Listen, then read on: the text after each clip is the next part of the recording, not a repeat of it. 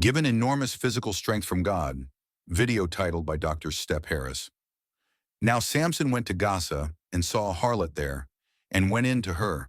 When the Gazites were told, "Samson has come here," they surrounded the place and lay in wait for him all night at the gate of the city. They were quiet all night, saying, "In the morning, when it is daylight, we will kill him." And Samson lay low till midnight. Then he arose at midnight, took hold of the doors of the gate of the city and the two gateposts, pulled them up, bar and all, put them on his shoulders, and carried them to the top of the hill that faces Hebron. Afterward it happened that he loved a woman in the valley of Sorek, whose name was Delilah. And the lords of the Philistines came up to her and said to her, "Entice him and find out where his great strength lies, and by what means we may overpower him, that we may bind him to afflict him. And every one of us will give you 1,100 pieces of silver." So Delilah said to Samson, "Please tell me where your great strength lies, and with what you may be bound to afflict you." And Samson said to her, "If they bind me with 7 fresh bowstrings, not yet dried, then I shall become weak and be like any other man." So the lords of the Philistines brought up to her 7 fresh bowstrings, not yet dried, and she bound him with them. Now men were lying in wait, staying with her in the room. And she said to him, "The Philistines are upon you, Samson." But he broke the bowstrings as a strand of yarn breaks when it touches fire. So the secret of his strength was not known. Then Delilah said to Samson, "Look, you have mocked me and told me lies. Now please tell me what you may be bound with." So he said to her, "If they bind me securely with new ropes that have never been used, then I shall become weak and be like any other man." Therefore Delilah took new ropes and bound him with them, and said to him, "The Philistines are upon you, Samson." And men were lying in wait, staying in the room, but he broke them off his arms like a thread. Delilah said to Samson, "Until now you have mocked me and told me lies. Tell me what you may be bound with." And he said to her, "If you weave the 7 locks of my head into the web of the loom." So she wove it tightly with the batten of the loom, and said to him, "The Philistines are upon you, Samson." But he awoke from his sleep, and pulled out the batten and the web from the loom. Then she said to him, "How can you say, 'I love you,' when your heart is not with me? You have mocked me these 3 times, and have not told me where your great strength lies."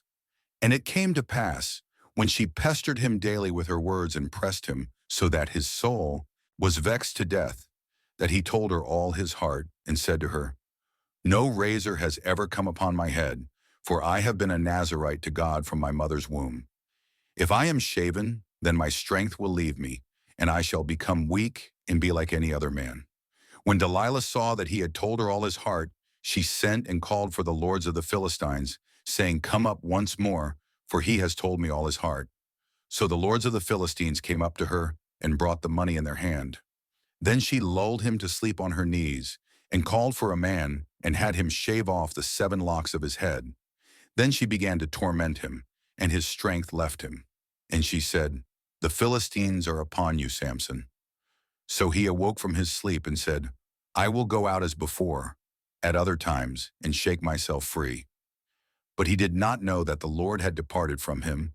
Then the Philistines took him and put out his eyes and brought him down to Gaza. They bound him with bronze fetters, and he became a grinder in the prison. However, the hair of his head began to grow again after it had been shaven. Now the lords of the Philistines gathered together to offer a great sacrifice to Dagon their god, and to rejoice. And they said, "Our God has delivered into our hands Samson our enemy." When the people saw him, they praised their God. For they said, "Our God has delivered into our hands our enemy, the destroyer of our land, and the one who multiplied our dead." So it happened when their hearts were merry that they said, "Call for Samson, that he may perform for us." So they called for Samson from the prison, and he performed for them, and they stationed him between the pillars. Then Samson said to the lad who held him by the hand, "Let me feel the pillars which support the temple, so that I can lean on them." Now the temple was full of men and women. All the lords of the Philistines were there, about 3,000 men and women on the roof, watching while Samson performed. Then Samson called to the Lord, saying, "O Lord God, remember me, I pray. Strengthen me, I pray, just this once, O God, that I may with one blow take vengeance on the Philistines for my 2 eyes." And Samson took hold of the two middle pillars which supported the temple, and he braced himself against them, one on his right and the other on his left. Then Samson said, "Let me die with the Philistines." And he pushed with all his might, and the temple fell on the lords and all the people who were in it. So the dead that he killed at his death were more than he had killed in his life. And his brothers and all his father's household came down and took him, and brought him up, and buried him between Zorah and Eshtaol in the tomb of his father Manoah. He had judged Israel 20 years. This video is the book of Judges, chapter 16, verses 1 through 31, the New King James Version.